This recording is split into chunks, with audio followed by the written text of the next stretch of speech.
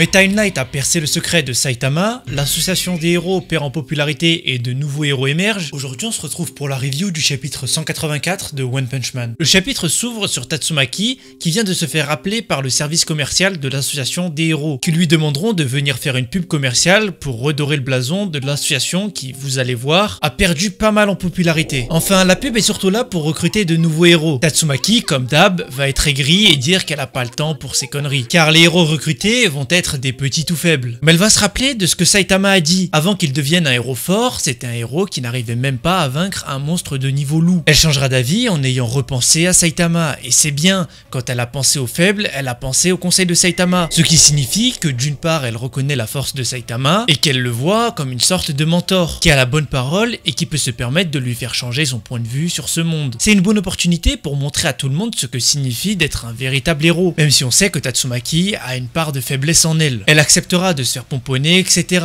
On ressent bien là l'univers de BG masqué. Son but n'est même pas de participer à cette pub, mais de montrer sa puissance pour faire comprendre aux autres ce qu'est un véritable héros. Ça rigole pas. Il faut un très gros niveau de puissance pour se permettre de faire partie de l'association. Elle veut montrer le gap entre elle et la plèbe, et elle va pas y aller de main morte puisqu'elle n'hésitera pas à mettre en danger toute l'équipe derrière cette publicité. Vu qu'elle fait peur et que c'est pas bon pour le business, ils vont décider de changer la publicité en la faisant passer pour la fée Clochette, toute gentille alors que c'est la pire des pestes. Elle va se rendre compte que la vidéo a été trafiquée et que son image est redorée, mais elle ne veut pas avoir l'image d'une idole. C'est pas son délire ces merdes là. En plus, ils ont modifié la vidéo grâce aux IA et c'est en plein dans l'actualité. J'ai kiffé le petit clin d'œil à notre société qu'a glissé Murata. La publicité a été diffusée sans même qu'ils aient montré le rendu à Tatsumaki. Elle a pété un boulon et vous me direz que c'est toujours comme ça et vous avez bien raison. Derrière cette publicité, il y avait Beau Gosse Masqué qui semble être le directeur commercial de l'association des héros, en plus d'être un héros lui-même. Un nouveau personnage va apparaître, il se nomme Axel, et une sorte d'éclaireuse de l'association des héros va interpeller Axel qui a l'air d'être un héros avec des rollers. À première vue, je vais pas vous mentir qu'il a pas l'air très fort. Enfin bref, on va repartir sur l'association des héros et on va apprendre que leur but est bel et bien de s'enrichir. La publicité n'a pas été décidée à l'unanimité, mais tout ce qui concerne le social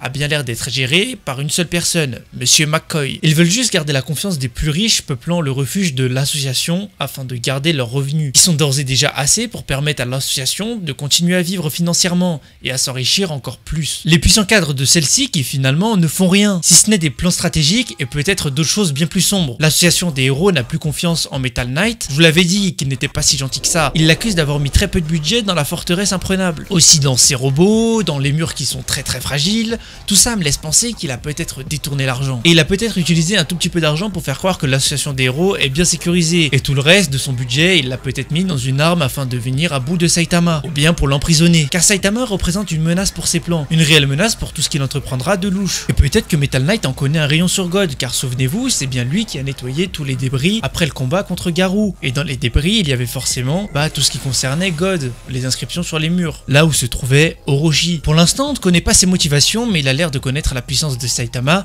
et il ne le sous-estime vraiment pas, contrairement à tous les autres héros. Ils n'ont pas confiance en Metal Knight et en Tatsumaki qui ne se laisse pas manipuler. Ils l'expulseront peut-être de l'association, ou ils trouveront un moyen de la manipuler tôt ou tard. Mais je ne sais vraiment pas comment ils pourront réussir, car elle est beaucoup trop forte. Si cette vidéo te plaît, n'hésite pas à liker et à t'abonner, j'ai vraiment besoin de ton soutien. Et si tu veux savoir où lire les chapitres de One Punch Man à chaque fois qu'ils sortent en français, en japonais ou bien en anglais, n'hésite pas à me suivre sur mon Instagram, à chaque fois qu'un chapitre sortira, je le mettrai en story. Il compte encore plus ses pieds, Tatsumaki et Metal Knight, qui l'étaient déjà en plus de ça. Moi ce qui me fait rire, c'est que l'association épie Metal Knight et Metal Knight épie Saitama. Malgré le carton de la publicité, les candidats pour faire partie de l'association des héros, ils n'augmentent pas du tout. Mais quelle est la cause de ce flop monumental? Du côté de Axel et de l'éclaireuse, ils vont parler des héros, et il va lui faire part de sa plus grande crainte car les attaques de monstres se multiplient, et les héros pouvant y faire face en solo se font très rares. La classe S n'est pas fiable selon elle, et la classe A compte beaucoup de blessés à chaque combat. Ils ne peuvent pas stopper plusieurs attaques de monstres en simultané. Après un combat, ils ont besoin de repos avant d'en enquiller un autre. Il va comprendre qu'indirectement, elle veut allier Axel à ses rangs. Elle lui dira que ses supérieurs sont intéressés par son profil, mais lui il va leur dire qu'ils ont déjà galéré à mettre KO un simple chasseur des héros en réunissant tous les classes S, et qu'ils ont l'air de détourner les fonds. Quel avantage aurait-il à joindre les rangs d'une association de losers? Elle veut recruter les chasseurs en tant que héros professionnels. Elle est intéressée par son groupe et lui qui sont composés de 53 chasseurs, car ils sont venus à bout d'un monstre de niveau démon. Elle lui garantit qu'ils auront les moyens financiers pour agir et une équipe médicale aux petits soins. Mais il sait quels sont les risques d'un combat contre un monstre de niveau démon. 5 de ses amis sont morts, ils sont maintenant 48. De plus, on leur avait déjà proposé la même offre et ils avaient déjà refusé. Elle lui propose un poste en tant que classe S et en tant que classe B ou C pour ses collègues. Mais Axel est pas bête, il ne fait confiance à aucune association des héros et il préfère agir en tant que héros bénévole. Ce n'est pas une question d'argent mais de passion. Le vrai héros c'est lui, et pas ceux qui le sont juste de profession.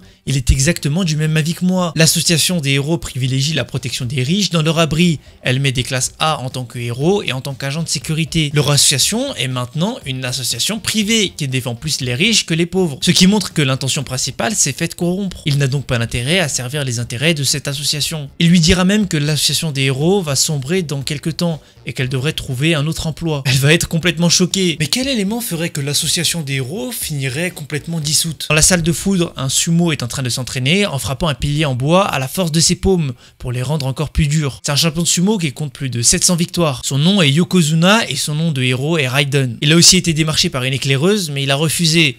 Il ne veut pas soutenir cette association, ni même travailler pour eux. Cet éclaireur va le démarcher pour qu'il rejoigne une classe S, car les monstres se multiplient. Il refuse car il s'est déjà engagé pour une nouvelle association des héros qui vient d'ouvrir. Tous les dirigeants vont être choqués de voir une nouvelle organisation voir le jour. Il en fait d'ores et déjà partie. Ils ont déjà recruté des héros de classe S et ils ont déjà le soutien de beaucoup de sponsors. Ça va être un sérieux concurrent. Genos a des soupçons sur l'association des héros et il compte bien avoir des réponses. Il a l'air d'avoir modifié son corps afin de mener une bataille contre l'association. Mais de quelle association il parle? Celle des héros, enfin celle qu'on connaît actuellement. Saitama lui regarde la pub où il y a Tatsumaki. Il ne comprend pas comment ça se fait qu'elle a changé à ce point. Alors que c'est une IA. Et moi j'aimerais bien savoir qui est l'auteur de cette organisation qui est en train d'émerger. Peut-être est-ce Blast, peut-être est-ce un autre héros, un héros refoulé ou un héros retraité. Qui aurait pu avoir cette idée? Et quelle va être la prochaine intrigue? Peut-être une guerre entre Metal Knight et Saitama? En tout cas, dites-moi ce que vous en pensez en commentaire. J'aimerais aussi ajouter qu'à la fin du chapitre, on nous apprend que le nom de héros Axel, en fait ça vient de l'anglais Accelerate. Et qu'en fait ce serait un jeu de mots. Et c'est pareil pour le héros Raiden, là, le sumo. Son nom veut dire Thunder and Lightning. Donc en clair, tonnerre et foudre. Ces deux héros vont probablement faire partie des classes S. Et vu qu'il y a une nouvelle association, ça va créer peut-être une rivalité entre les deux associations. Et peut-être que les héros vont se combattre pour savoir